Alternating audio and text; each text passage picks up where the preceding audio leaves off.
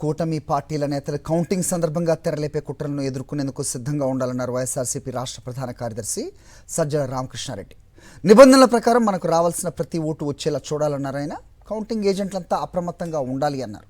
4-5 రాష్ట్రాల్లో తప్పుడు లెక్కలు చూపించి బీజేపీ గెలుస్తోందని జాతీయ మీడియా ప్రసారాలు చేసిందని, చంద్రబాబు అలాంటి డ్రామాల ఆటంలో సిద్ధహస్తుడన్నారు సజ్జల. సరైన సమయంలో మనం ఆ తర్వాత ఎన్నెన్నో లాభం లేదు. ఆ సమయంలోనే దాన్ని పాయింట్ను రైజ్ చేసి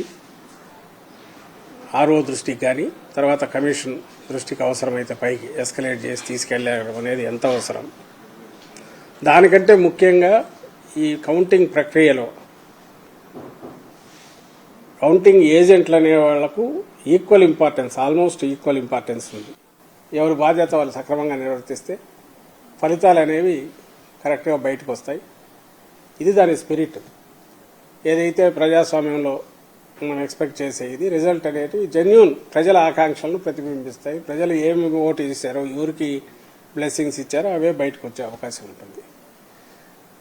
అయితే పోటీ ఇంత తీవ్ర స్థాయిలో ఉన్నప్పుడు, అందులోనూ మన రాష్ట్రంలో ఇప్పుడున్న పరిస్థితుల్లో ప్రత్యర్థులు ఏ రకమైన దీనికైనా పోయి ఎలాంటి కుట్రలకైనా పాల్పడి వాళ్ళ దీనికి తగినట్టు మలుచుకోవడానికి వ్యవస్థల్లో కూడా చొరబడి చేసే అలవాటు ఉన్న ప్రత్యర్థులు మనం ఇక్కడ ఎదుర్కొంటున్న నేపథ్యంలో వాతావరణం కూడా కొంచెం ఇదిగా ఉన్నందువల్ల మనం మోర్ అలర్ట్గా ఉండాలని చెప్తున్నాం.